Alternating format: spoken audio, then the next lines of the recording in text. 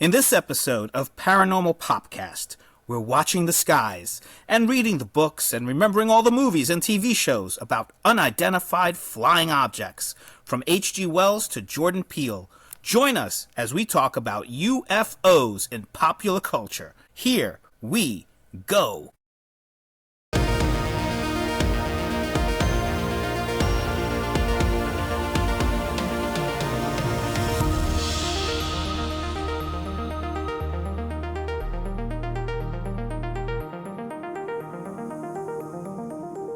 Welcome to another episode of Paranormal Popcast. I am Nick. And I'm Vin. And today we are going to talk about UFOs, those unidentified flying objects that people see in the sky and how it's been depicted in pop culture history.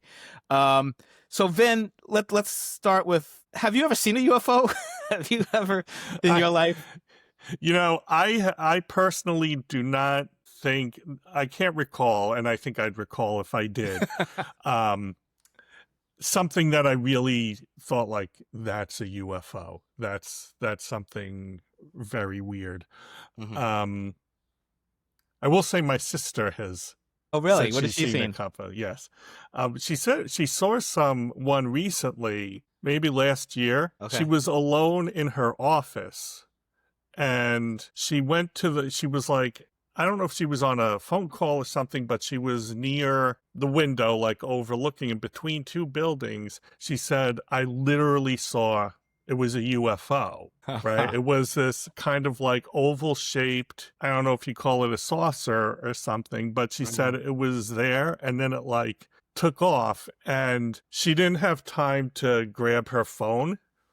But she said the crazy thing, because you think like, did I just see a UFO? Like, what the heck was that? She said almost immediately a black helicopter showed up. Interesting. So she was like, that was definitely a UFO. The men in black UAP, are in their helicopters and they're checking it out. Yeah, but and I think the helicopter was there a while. Okay. So she said, but again, obviously I wasn't there, but no, I personally have not seen one. How about you? I want to say, I'm like Fox Mulder from X-Files. I want to believe, right. Yeah. But I'm a skeptic. It's an interesting thing because I have seen things I can't explain in the sky, and that's what a UFO is, right? Yes. Unidentified flying object. Exactly. But it's come in pop culture to be like aliens and spaceships, right? But now you've got things like drones and more things flying in the sky that you might not understand what they are. But I had seen, this was maybe 10 years ago. I was driving with my wife up to Westchester, and there's, the Westchester airport. So I would assume, so it was a overcast sky, gray, and I see lights in the sky, like, so I'm like an airplane coming from the airport. Mm-hmm. And then it's in my field of vision as I'm driving. And then suddenly there's another light that pops up next to it. Then another one. And pretty soon it was like, I don't know if you ever have like when you go to the eye doctor and you do that exam where like you have those little dots that. Right. That's what I was seeing. I'm like, am I having some kind of stroke or seizure? Right. What's going on? So that was unexplained, because to me it was like, it was definitely not an airplane. This was before the time of drones as they are now. It wasn't a helicopter. So I couldn't explain it. And when I was a kid, I remember in my backyard at my parents' house seeing it looked like somebody falling from the sky with a parachute.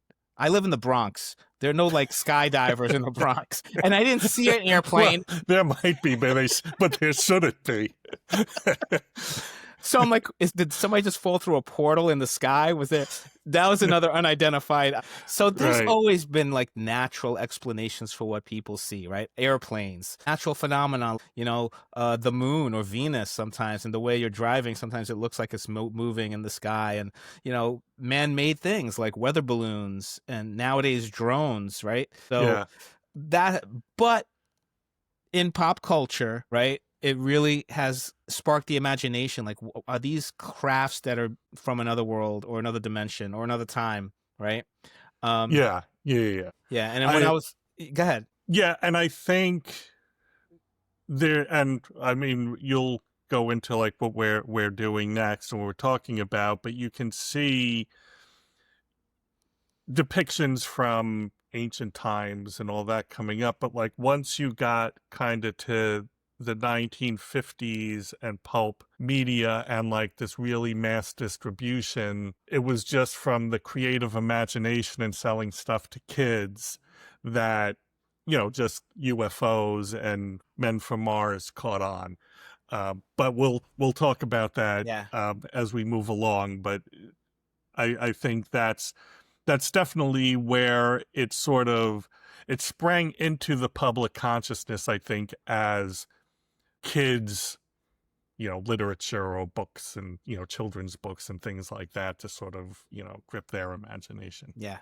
Yeah. And then we had when we did the episode on Bigfoot, and so I know there's people out there who take this topic very seriously. Even the government, like they're investigating it. They can't explain Yeah, it. More recently, it's been making headlines, right? right, So my purpose isn't to kind of delve into what's real and what happened. It's more about how has pop culture depicted this stuff and how it, like you said, grabbed the imagination of people. So I right, think it's really interesting to see how there have been these kind of unexplained sightings going back to ancient times. There's that whole subculture, the Ancient Aliens, right? The right. documentary Yeah, where it looks at these sightings and they're like, oh, if we see it from the lens of today when we're like studying UFOs and what if there are visits from other planets? What if angels and all these things that people have seen are aliens, right? So are any specific ones that come to mind, before we get into modern times? there were for me the ones from really ancient times where you see like drawings of what look like aliens, or you see circular objects in the sky. They're intriguing, but they to me they're too far in the past that, like, can you really, Exactly.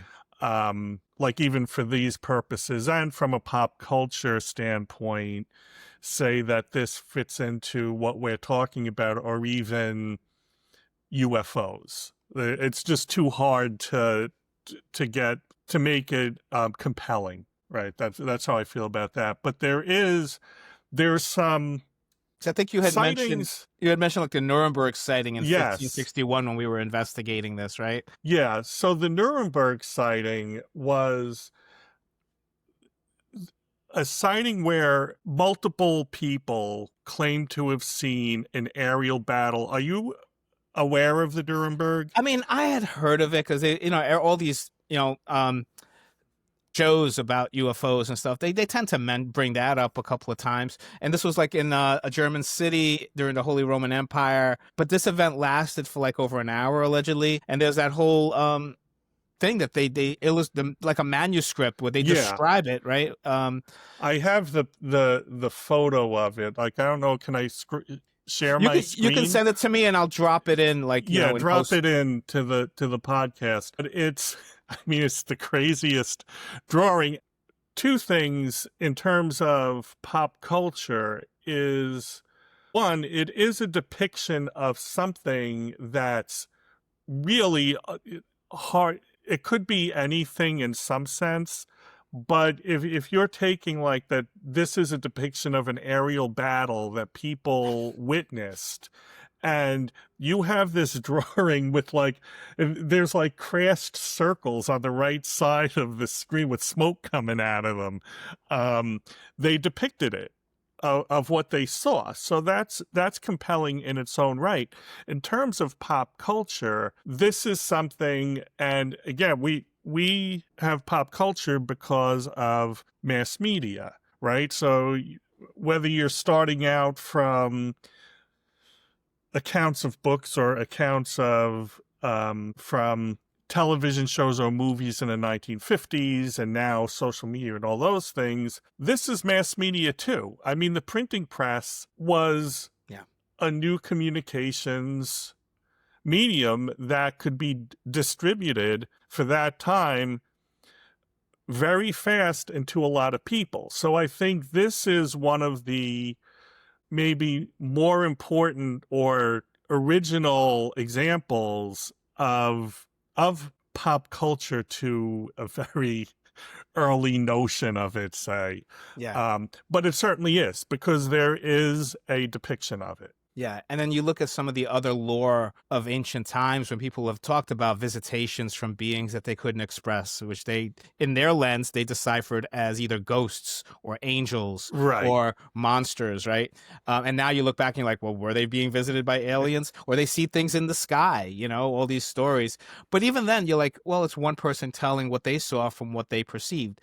But this was, like you said, the the printing press had been created, so you had in Germany and other places like periodicals being created. So the person who kind of chronicled this said there were eyewitnesses. There was, a lot of people seeing it. It lasted over an hour, so it wasn't like this sudden thing that they were kind of trying to go by memory. And I would imagine if he was just making this up, like this is an interesting story to tell, but a bit of fiction, there might have been other people who would have vocally said it's just a work of fiction. Like, so no, there's no evidence that people disputed this kind of chronicle when it came out. So Yeah. something happened in the sky that they witnessed. And you look at, Exactly. and even in more modern times, like 1917, there was the Fatima miracle of the sun, where a lot of people saw something happening, in the sky multiple times. So something happened because there were witnesses that saw it, Right. right? And so that's interesting, to see. And then you just, if we're looking at it from UFO perspective, what if?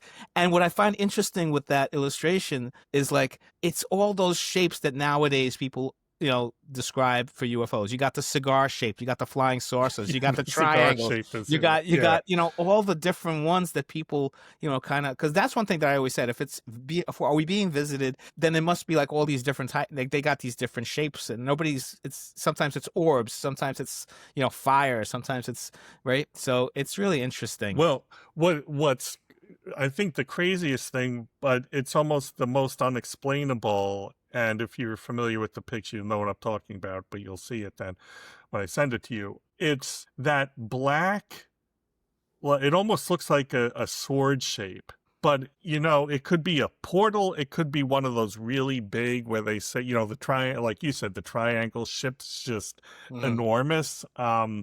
It's it's really an intriguing picture, and I think you used a really good word, is chronicled. Hmm. This is one of a very early example of being able to chronicle something Mhm. that you can distribute to a lot of people, because again, in ancient times you had writing, you could copy things down in scrolls, but it had to be one person, copying over these things. So how many people could you Mhm. really distribute any of these things to? So you might call them chronicles, but they're also, what you're choosing to write about is going to be the most important stuff, like in any time. Right. Like we've gotten to the point now where we can chronicle a lot of stuff that isn't important, but And often do. exactly. But writings prior to the printing press were really focused on religious type of things, government laws, and things that I think pertained more directly to people's lives. Yeah. But once that the forms of communication started expanding, um, these became points of interest. Yeah. And then we go into like publishing and people writing stories for entertainment. So you had, Right. fantasy stories and ghost stories and things like that. And then science fiction, before it was even called science fiction, you had folks like Jules Verne and Right. H.G. Wells and people from other parts of the world writing speculative fiction. And H.G. Wells comes to mind because in 1898, he had that story that really set the groundwork for what future science fiction stories about UFOs and aliens from other planets would that storyline that would be followed. So you have suddenly an invasion from Mars, right? Hmm. So before we knew that Mars was pretty much a dead planet, right? It's Right. who knows? There might be, we're gonna be heading there eventually, right? Yeah. But So that really caught people's imagination, and that was when film started coming. They already started trying to make these kind of UFO movies, but it wasn't really adapted major until the 1950s, right? There was that great War of the Yeah. Worlds movie. But when you think of War of the Worlds, the H.G. Wells story, what comes to mind? It was remade again by Steven Spielberg, more recently, right? Tom Cruise starred in it. What do you think of that? I think it's clearly visionary in the story because well, not knowing what influences led up to it, it's certainly unique in its own right.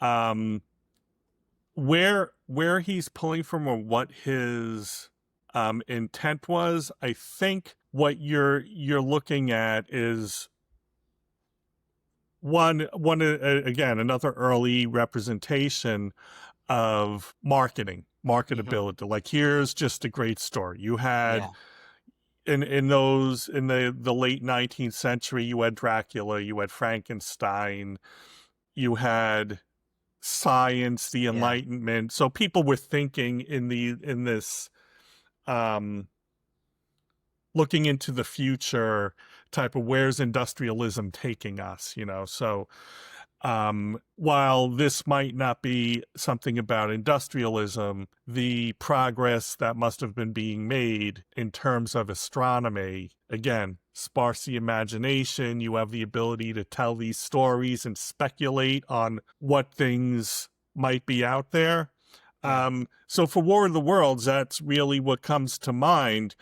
And like I said, I'm not sure where sort of it gestated for him, Yeah. but it's certainly something that fits in with what writers were doing at Right. the time. Yeah, and I would imagine there were probably two things that sparked him. This was before World War One, right? He was like Right, 1893. Britain wasn't getting bombed, in the sky. There wasn't aerial warfare at that time, but Britain had a history of war, right? And fear. And I think the second thing is like you had just like you mentioned astronomy, like people who were with the telescopes looking at Mars, and there was that the notion of seeing the canals, right, of Mars, and right, the interpretation, the channels, thinking that they were made by they were artificial canals, so that already started thinking people like there might be life on that planet. And of course then speculation, what if it's because we're in a society where you go out and you kind of exploit new worlds and new civil, so would these aliens also exploit us if they suddenly found out, okay, right. there's human beings on this planet, we can take their resources, we can come. So that story is really interesting, and then of course the movie then becomes the weakness is not us fighting back with the same technology, it's like bacteria or things that they couldn't, get. And then in Independence Day, it was like the computer virus getting Right. into, so it was like that kind of. So I I think n- that's really good storytelling. yeah, I never read the book. Does the book use the virus? I'm Or trying I to don't know, if did you remember read it? it. You I read mean, the book though, when I but a was a long time kid, ago. when I Yeah, was a kid yeah. with I mean, Jules Verne's and Journey to the Center of the Earth and yeah. all those other ones, but I'm more familiar with the movie. The great, the multicolored spaceships, and those are really cool. I They, loved they that almost movie they as a almost kid. they almost look like um creatures, right? Because it looks like it's an eye, like that Yeah, little stalk that's coming.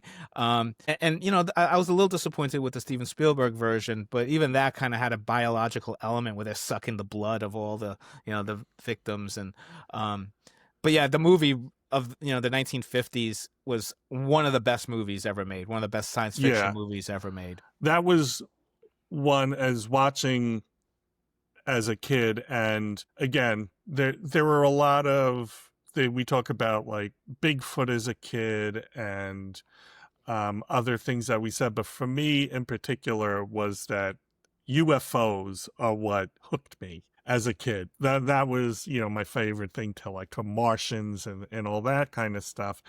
And War of the Worlds was my favorite. It was. And you remember back in those days, because You just, when things were on, that's when they were on, and that was it. And I was always looking for if War of the Worlds was on, and Yeah. like I couldn't miss it if it was on, because forget how often they showed it, but it wasn't often, Right. like at best a couple of months, but maybe even Exactly. one or two times a year. Hmm. They had those afternoon movies, I think, Yeah.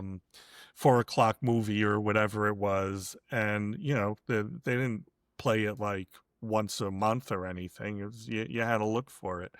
Um, but I like your point about colonization, because that Mm. would definitely be, in terms of the intellectual thinking at the time, would probably be something they would be looking at. Okay, we're looking at ourselves as superior to, whether it's other races from the racism perspective, or even animals, because that enlightenment, the study of animals was not, humane, I'm Yeah. sure, Yeah. and it was just, we're here to have dominion over this world, and we can do what we want with these animals. Well, what if something Yeah. lives on these planets that can travel here across outer space? Exactly. I mean, I think that's a really good point. Yeah.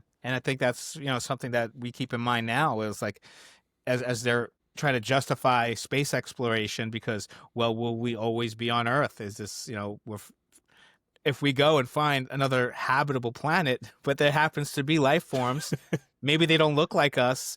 We would assume, that maybe we had so all those Avatar has done things like that, and all these, other movies. Or we keel over from a virus.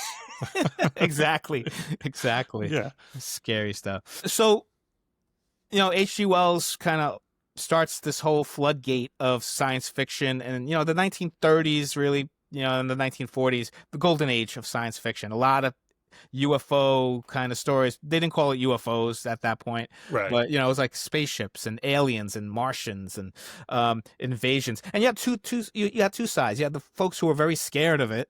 It's like technophobes, like Right. afraid of this threat from the other, right? And then you also had the ones who were like pro science and pro technology and exploration, and aliens are good, and we're gonna work together, Yeah. and it's gonna be a wonderful thing.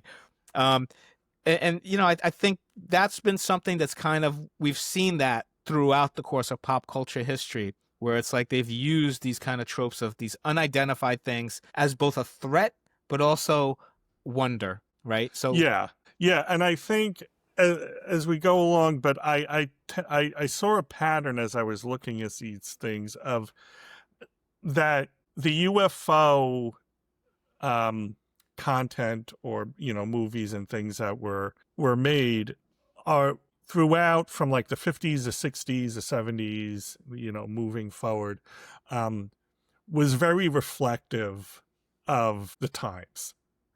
And anything you write or produce is going to be reflective of the times. But I feel like something about the UFO phenomenon, or phenomena, however you want to describe it, um, really ties into, to your point, of people's fears, and just like the cultural feelings of the mhm, time, whether they're like cultural anxieties, angst, what's going on in the world, and not sure exactly why that is, but it's certainly more than other paranormal paranormal creatures and things. When we talk about monsters or ghosts and mhm. things like this, UFOs seem to really focus in on those parts of society.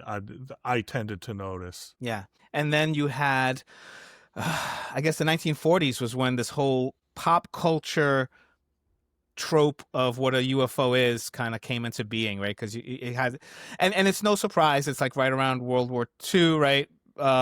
When we were experimenting with different kinds of aircraft, and trying to get an upper hand in technology, right? Developing the bomb.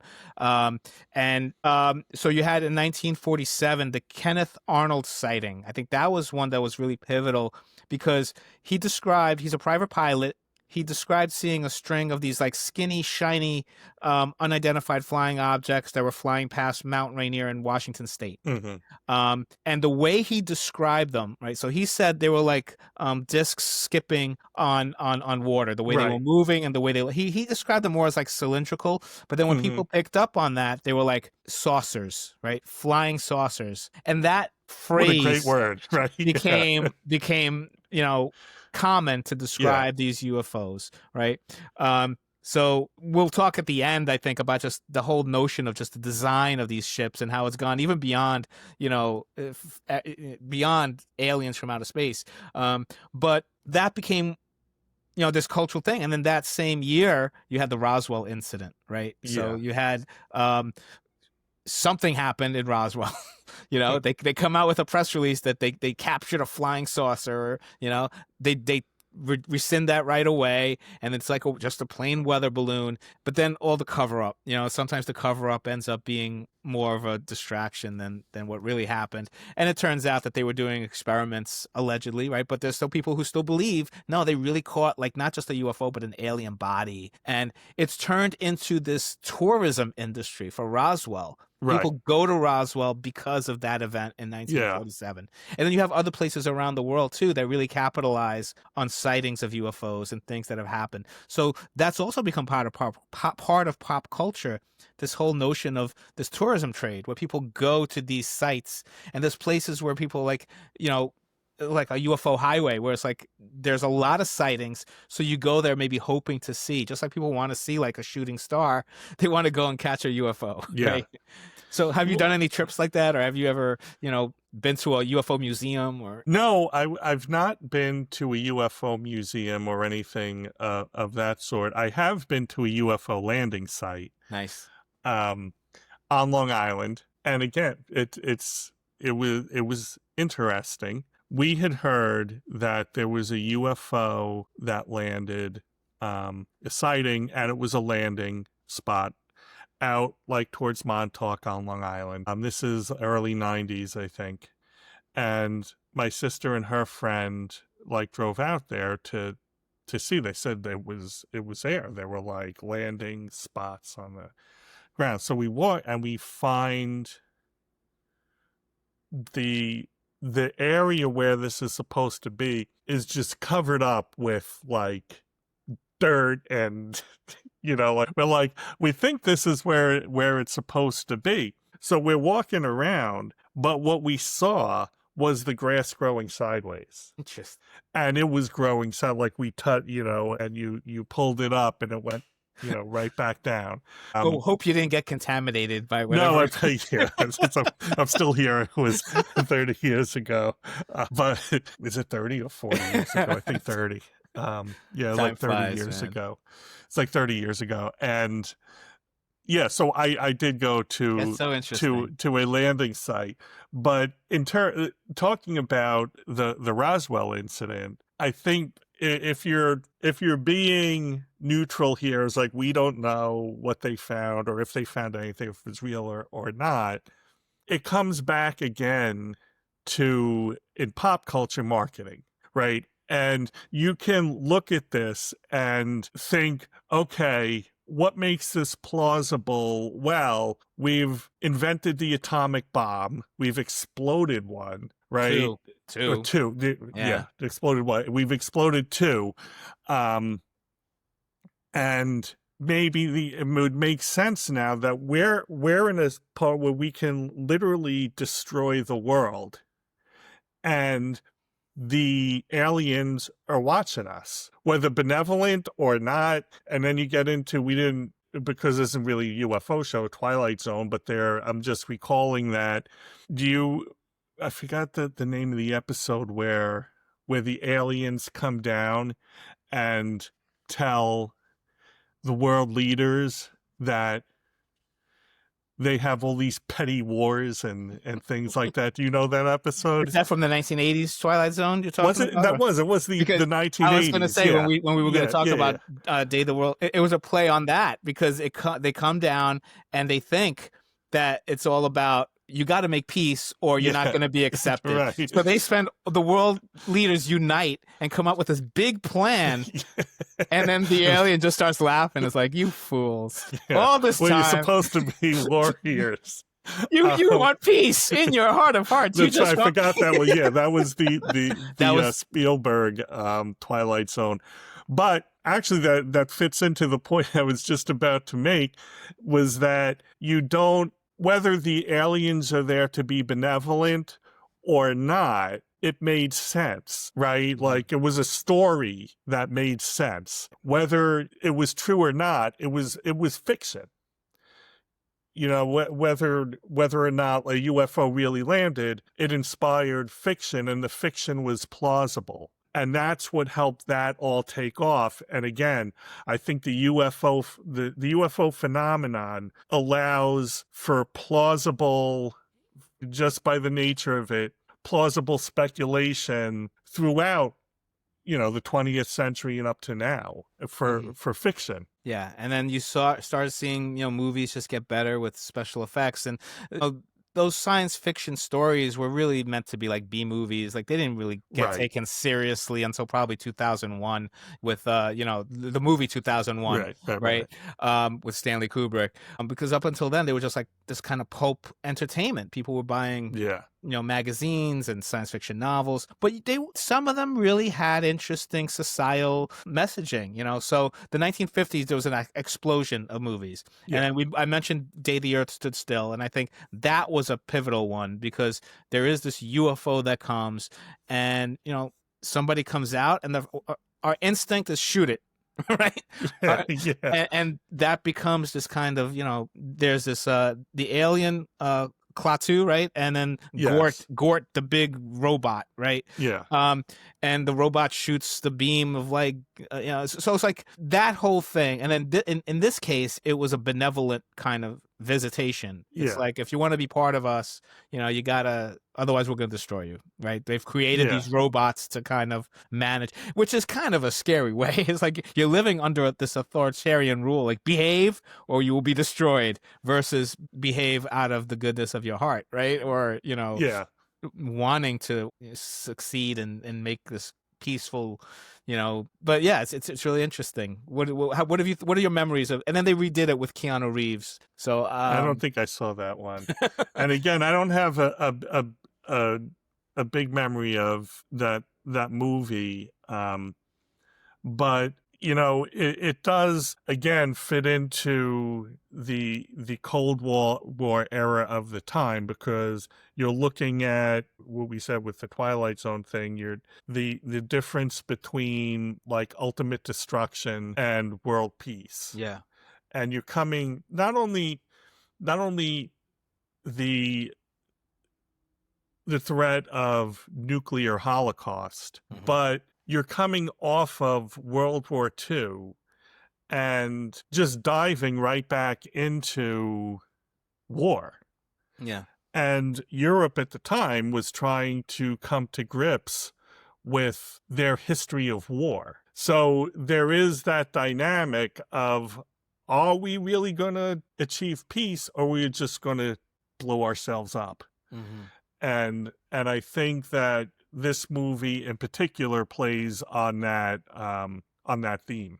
Yeah. And then, you had other movies that were just playing up on that paranoia and the fear of other, because the communist threat and the whole Cold War, right? Which hit its peak in 1957. So you already are there's the arms race, right? They got the bomb too, and they're developing, and everybody's testing it. And you had movies like the Godzilla movies about what's happening with the nuclear. So nuclear power and nuclear stuff was also tying into these UFOs and alien spacecraft. But then 1957, you had Sputnik getting launched. So, artificial satellites in space, and oh my gosh, what's going to happen? They're going to take over the world that way, and the space race begins because of that. If it wasn't for that Cold War, I don't think we would have really accelerated our space program. Oh yeah, absolutely. But you have all these movies during that time. It's like just really a lot of, like, Earth versus the flying saucers, and invaders from Mars, and all these kind of, like, B movies, fun movies, but it was kind of like us versus them. And then the 1960s, Twilight Zone episodes like you mentioned, and but really the 70s kind of picked up on that. You had Yeah. the British UFO show, and things like Escape to Witch Mountain and Return from Witch Mountain. Do you remember seeing that as a kid with those two kids that came in the UFO, and it was like they're trying to escape from their alien it's- I I saw it. I don't remember it. they I'm had sure I saw powers. it. Yeah. Well, I guess Close Encounters was the one in the 70s, if we're gonna really that took it Yeah. seriously, because up until then you had the Disney stuff like the Cat from Outer Space, so that's where you saw the UFOs, or the Lost Saucer, it's comedy, right? This flying saucer that lands on Earth, and so Close For clo- Encounters, I think, really put it as a serious thing, taking a lot of the tropes of what we were really talking yeah. about invasions and alien abductions and sites and Spielberg, especially at that time with his science fiction, was, and I'm just coming up with this now, like thinking about the connection between the way Stephen King wrote books and Steven Spielberg made movies was just about ordinary people. yeah, yeah, And I think in the 70s, and this is where I started seeing different patterns, it comes part from like your ability to what kind of movies you can make. Special effects can create more realistic depictions, and whether or not he was taking from, like what came first, the chicken or the egg? Like, is it the depictions that are in Close Encounters affected how people saw and described what they might have seen in the sky following Close Encounters, or did Spielberg do research and is better able to depict what these things might look like? I think that movie, though, took it to the more realistic level because it's exploring ordinary people. yeah, But it's also, and this is what I said, that was the moment, I think, that you started talking about real contact with beings. hmm And the beings were more humanoid than like monstrous. And yeah, like you can move forward and there's always going to be the benevolent, non-benevolent. Clearly, these aliens at least were portrayed to some extent to be benevolent, I think. I mean, they were kidnapping people and then dropping them off 40 years later, but that's, whether that's benevolent or not, I don't know. But I think that was the step that you went from sort of the 50s.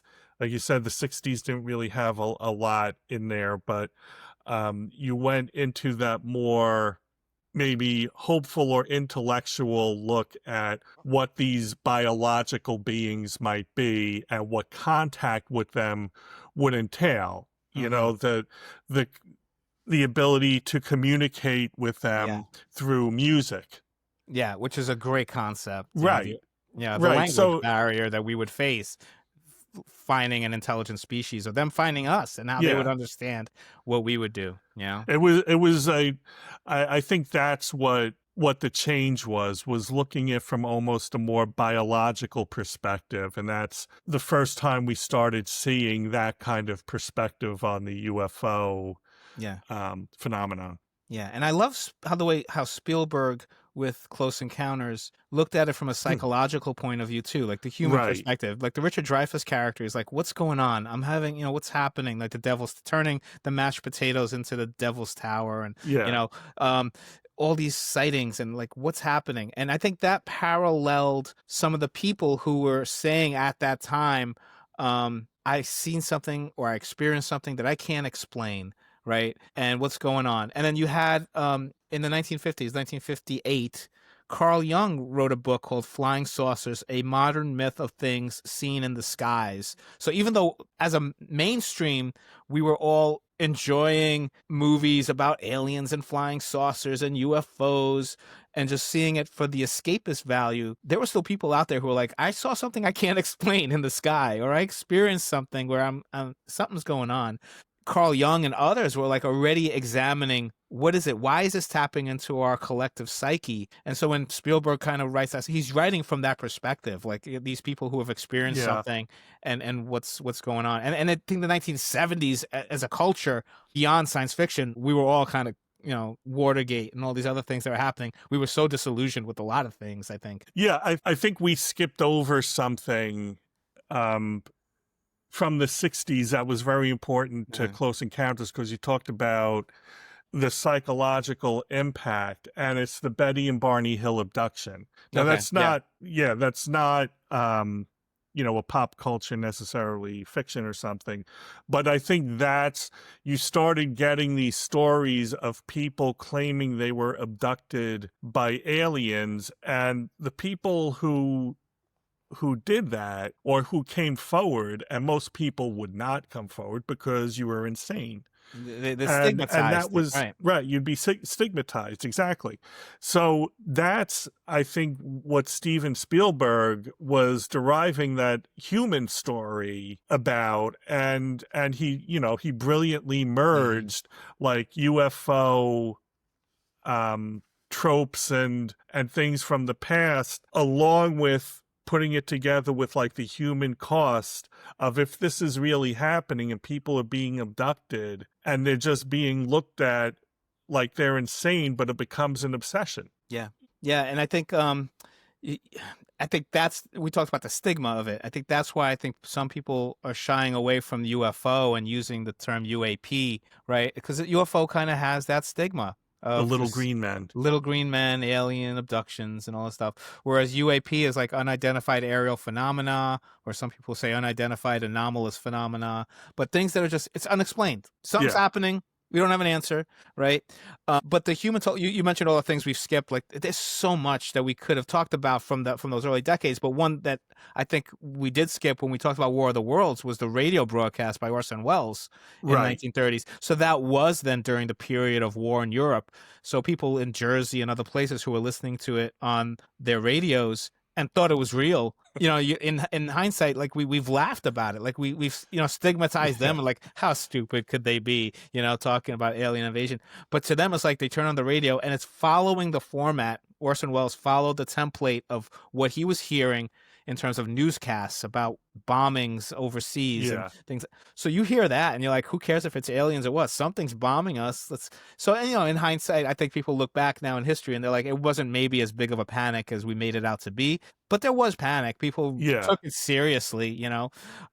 So as much as we're enjoying it for like speculative fiction and entertainment, and these stories, like the unknown is always fearful. The unknown is always yeah, something where it's like, until we know exactly what it was, and we just look at the drone incident right in Jersey recently with all these unexplained drones, and the yeah, government was like, well, it's not us, right? We're not allegedly, but they've said that before, right? right. um or was it a publicity stunt for people doing drone shows or doing other things, or a movie coming out, or just some kids with some really spectacular model drones and they're testing them out there, and so, but it's the unexplained that we panic. We're like, okay, is it China again sending a surveillance thing over our territory? What is happening?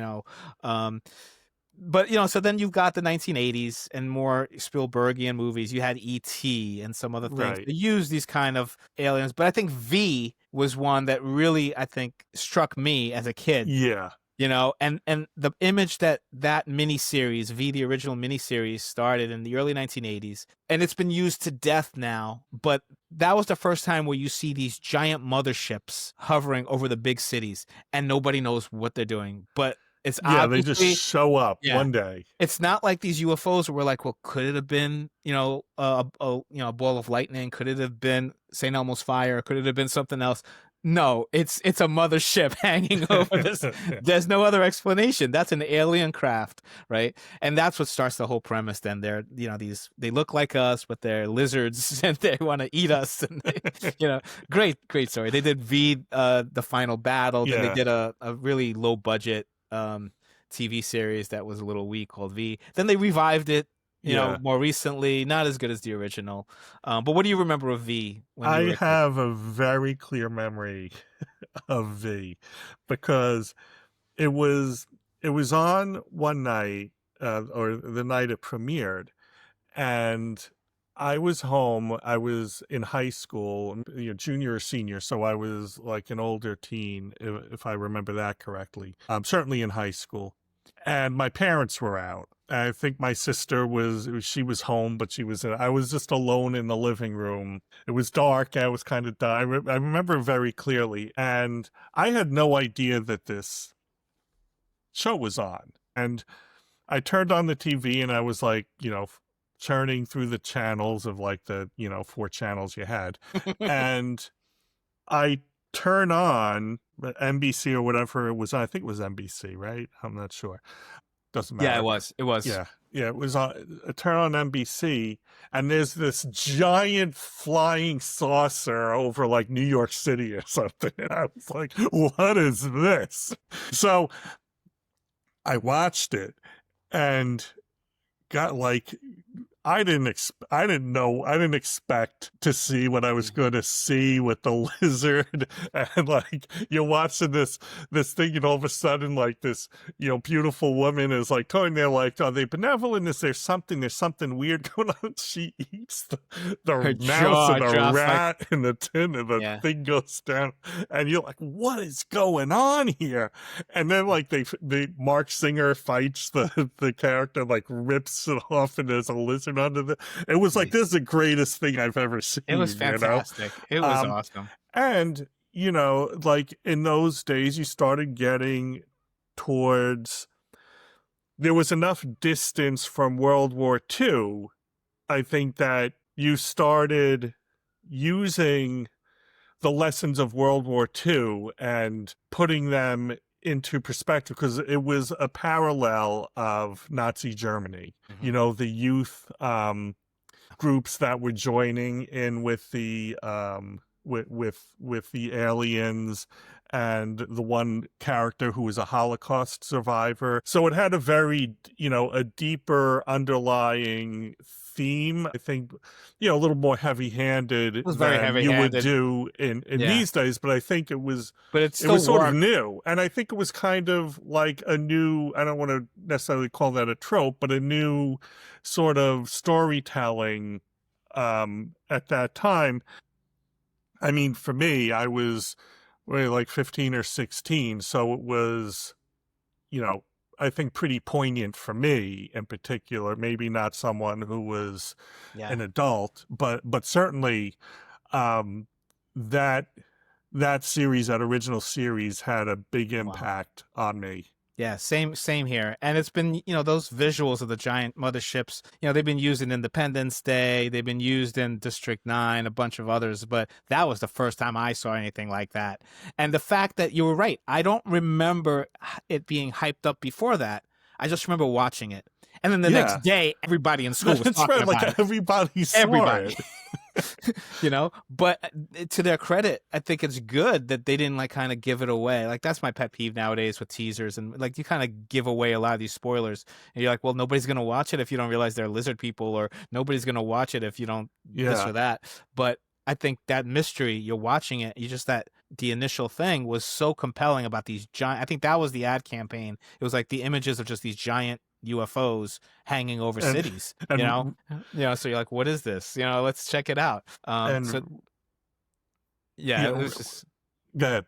No, I think that's what really caught the imagination, and it really started the 80s. I think it was 84, maybe 82. I forgot. Yeah, it would be 84. I think I was in 10th grade. It wouldn't have been earlier than that, because like I said, I was in high school, so I graduated in 86. So 84, 85, 86 would be one of those years. But I think actually I was in 10th grade when it came on. And that's when Robert Englund burst onto the scene.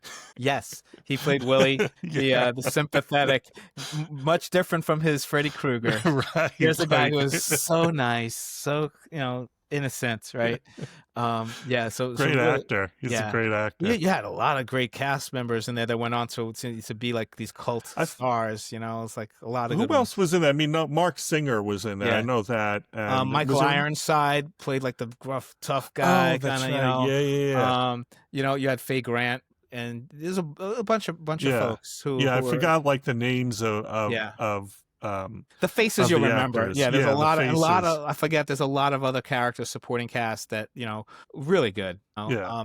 So that was a good show. Then have you ever seen Batteries Not Included? I don't know if you ever saw that. That I was in don't the think I've 80s too. seen that. That was Again, produced by Steven Spielberg, and it was in the 80s. It was just like folks living in this tenement house in the city that are going to get kicked out by this developer, and suddenly they start seeing these UFOs, but they're miniature UFOs. They look like what would be today, these drones flying through, and it ends okay. up being aliens. But it was really a cute little story. So that's another good UFO kind of movie if you haven't seen that. Batteries Not Included, produced by Steven Spielberg. Then you had Alien Nation. That was another one that used the trope of the big, That was the movie I was trying to yeah. remember. I always confused it with like They Live for some reason because I think Okay. they came out like sort of right next to each other. Okay. But yeah, Alien Nation was another one where suddenly these alien ships just show up, and it's these aliens that are looking to kind of uh, live on Earth because their resources are done, and so they commingle.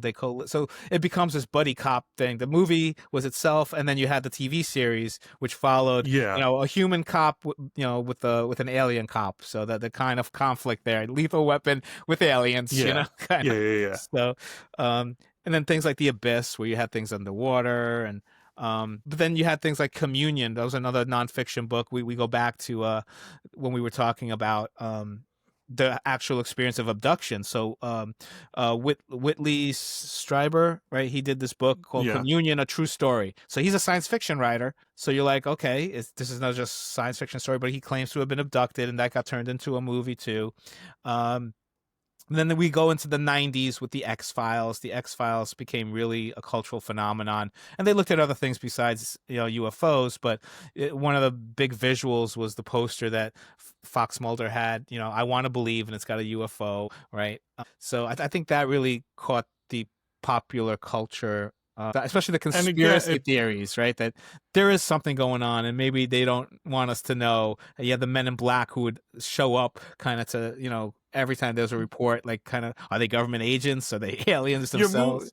from Close Encounters, again, you're moving into the abduction and then Hmm. into the conspiracy theory. Yeah. So there's this progression, and again, reflective of sort of the angst of the time. Like you start getting into that distrust of government. Yeah. And then you have Tim Burton kind of brings it back to that Yeah. 1950s feel with Mars Attacks, which I love. And that's one of the few, the underrated movies of his filmography that people don't really talk about. But he took, I think it was like a series of cards and comics or whatever, really pulpy, cartoony 1950s style, and turns it into this movie of these alien UFOs, flying saucers coming and just taking.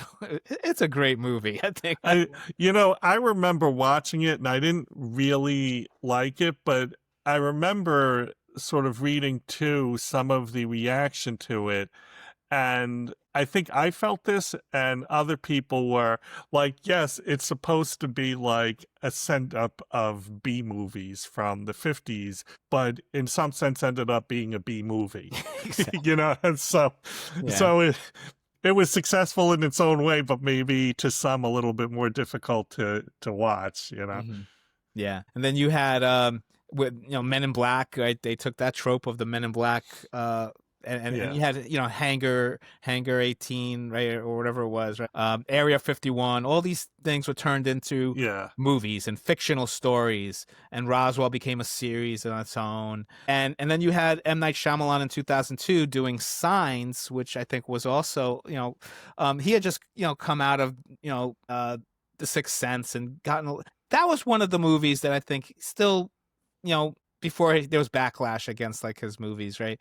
I liked Signs. Did you see that one? The M. Night Shyamalan, where the crop circles and all these UFOs and the aliens, and in the end, the twist is like they're allergic to water or something. It's like that's what can kill them. I think that was the one. I didn't like it. Uh-huh. And I think because was that the one with like the baseball bat and he Yes. smashes the water and Yeah. there was an Joaquin interesting Phoenix, I think, was yeah. yeah.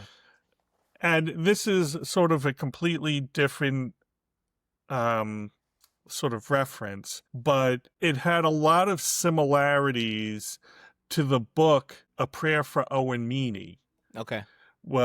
John Irving's Hmm. book, which has nothing to do with space aliens or anything, but there were a lot of things that almost felt to me like was taken straight out of that book. And so I was like, this is like a ripoff of like a great book. And, Like just adapt the with book. all, maybe my accusation here is not, yeah, I would have to see them both again, but, I remember that was my reaction to it. Then you had, things like Arrival, more serious movies that kind of talk about alien contact, and Contact, of course, was another one. But my kids love this cartoon called Monsters versus Aliens. So that's like, again, B movie Yeah. cartoon, but it had aliens and flying saucers. I guess we could wrap it up with the most recent movie called Nope, by Jordan Peele. Um, I liked it a lot. When I first saw it, I was a little confused. I was like, because there seemed to be multiple storylines going. Yeah. But the more I think about it, the more I see that it was kind of and it was entertaining to watch, right? So the premise is just like UFO encounters, and you have these folks living on a ranch who are, providing horses for movies, and I liked it. I don't want to give too much away because there's a lot of some Yeah. interesting twists at the end. But you had a chance to watch it? Yeah, I watched it and I liked it a lot. I see where it was confusing at times, and there was times I was watching it like, what, it bounces a little bit Mhm. back to that original, scene with the monkey, Yes. without giving too much away. I felt one that was kind of a mashup between Close Encounters, because it had that very human reaction to what they were saying, Stranger Things, kind of like a vibe, and these reality shows like Yeah. Skinwalker Ranch, Hmm. um, and sort of like it was suspenseful, like a monster movie. Like there was a lot wrapped in, so that I really liked. I also thought, and this is without I'm hopefully not giving anything really away, but to explain some of the stuff that was jumping back and forth, I think that like sort of the overarching theme that maybe didn't come across quite as clearly as it could was about exploitation Oh yeah, that's of definitely a like, sub theme yeah, on. Yeah. and that's what I'll say without talking about anything else, is like, that's what, because I was asking myself, what's the monkey have to do with this? Hmm. Yeah. Like, um, and I think that was sort of helping to make that point. Yeah. And that scene, by the way, with the little chimpanzee, one of the best gripping suspenseful scenes I've ever Oh watched. yeah, I was on the edge of my seat.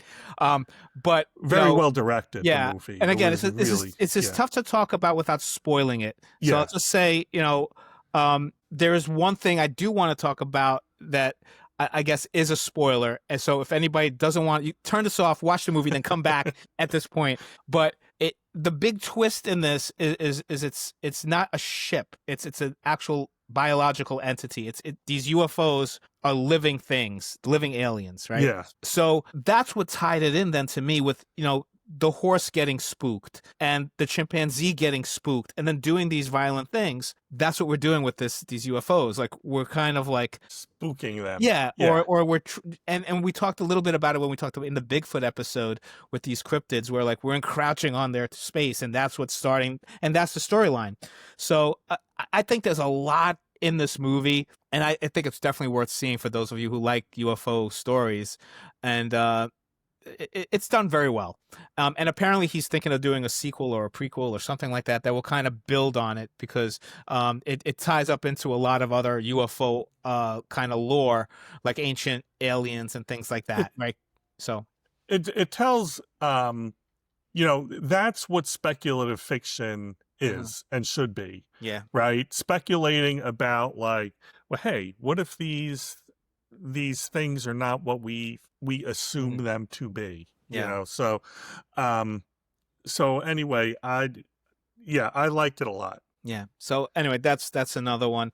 And then it's been UFOs in music, right? You've got David Bowie and Elton John and others who have done songs about aliens and UFOs and space travel, and of course in Yeah. comics, there's been a bunch of comic books about it and all that stuff. Video games, I remember playing Yeah. Space Invaders, shooting down the aliens. That's one of the first video games I ever played.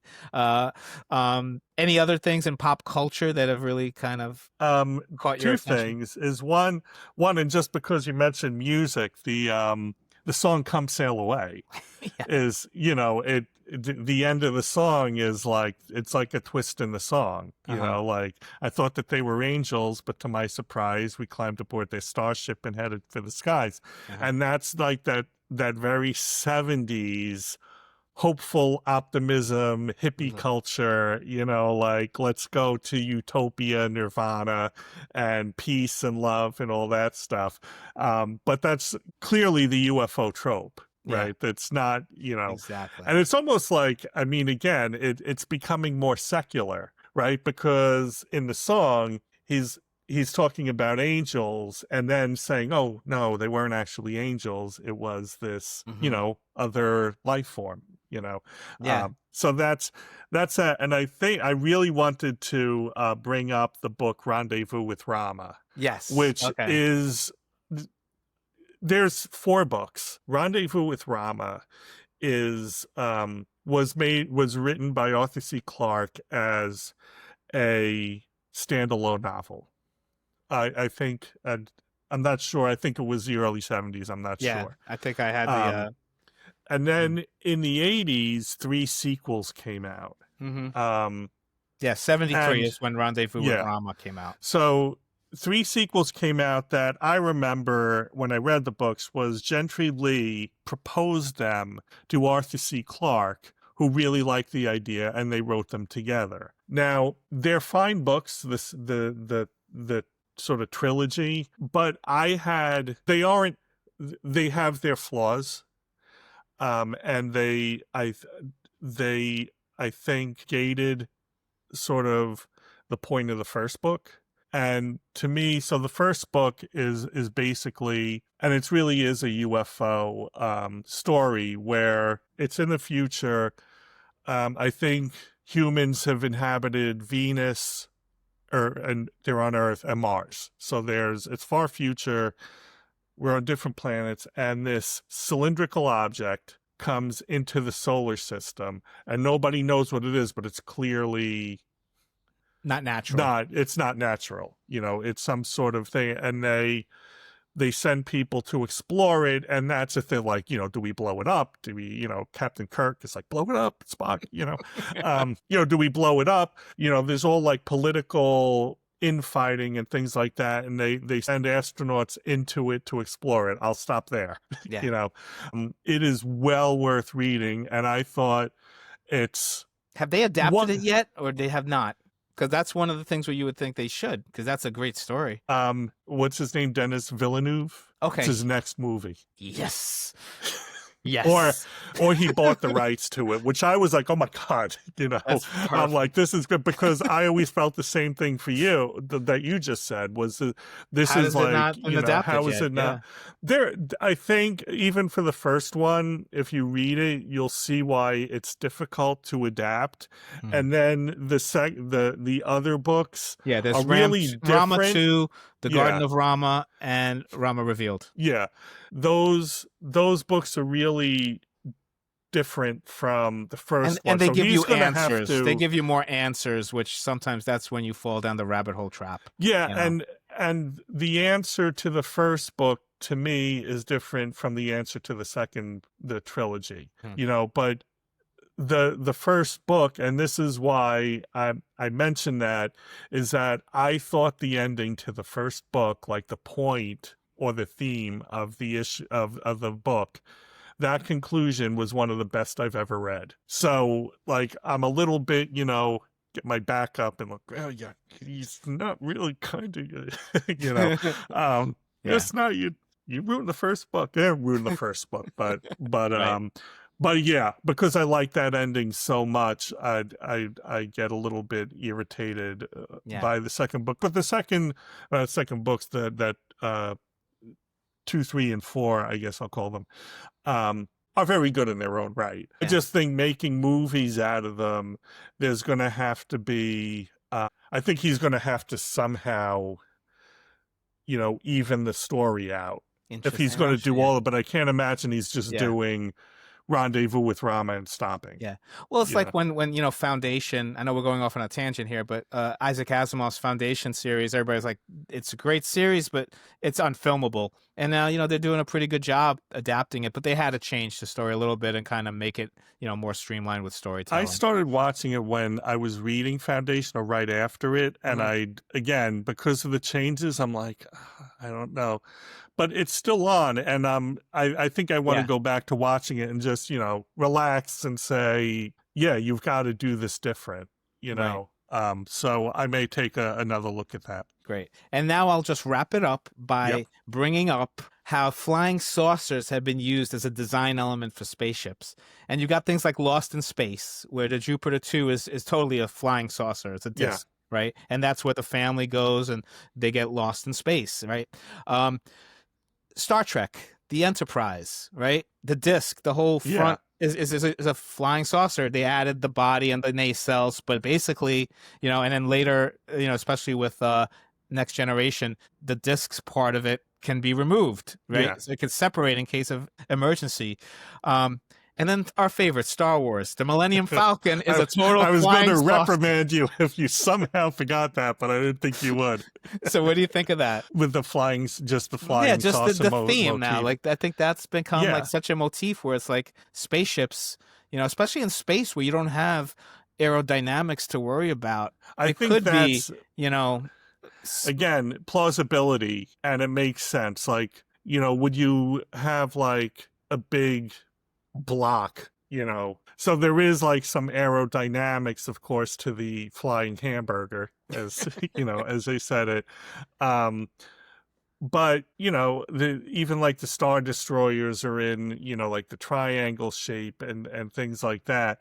But yeah, I think flying saucer just became almost a given, and you see that when you're designing for movies. It's like what I think, just like the mind goes to, like, this is what something flying through space would look like. yeah. Yeah, I mean you have the ships that are kind of like designed like jets, like in Battlestar Galactica, Buck Rogers, even Star Wars with the X-Wing fighters. Yeah. But then you've got the more cylindrical kind of things. In Battlestar Galactica, the Cylons have more Right. UFO Yeah. type designs. So yeah, I just think that's cool. I think it's a great design. So and it'll always be tied with UFO lore. Yeah. Anything we missed? Anything we covered a lot, and there's still a lot on the plate that we Yeah, didn't there's cover. there's But still a lot out there, so I'm sure we've missed plenty. yeah, maybe when we do an episode But on actually aliens among us or something like that, yeah, we in can. storytelling, we can go back to some of the ones we There's missed. But there's definitely an overlap. I mean, I think even some that we talked about now yeah, is maybe a little bit more alien than it was, mhm, UFO, but they're very yeah. interconnected, so And hard to when I separate. was a kid, I did a story. One of my first attempts at writing fiction. I might have been 10 or 11. I wrote about 4th of July, bunch of kids out there, fireworks going off, but they see a UFO and it crashes and it ends up being part of a UFO invasion. And the kids, of course, I'm a kid, so I'm projecting. They become the ones that kind of go and save the world. So that was my first attempt, handwritten story. But it captures people's imaginations, right? Mine It's was a like, ghost story. okay, good. So we'll talk about that when we talk Yeah. about ghosts coming up. But great. Thank you for joining me, Vin. Thank you. Thank you all for tuning in, our first few episodes. Please leave a comment, like it, share it, subscribe and then tell us what we missed, what we should have talked about, your thoughts on anything that we mentioned. But until next time, I am Nick, And I'm Vin. and please come back to Paranormal Podcast.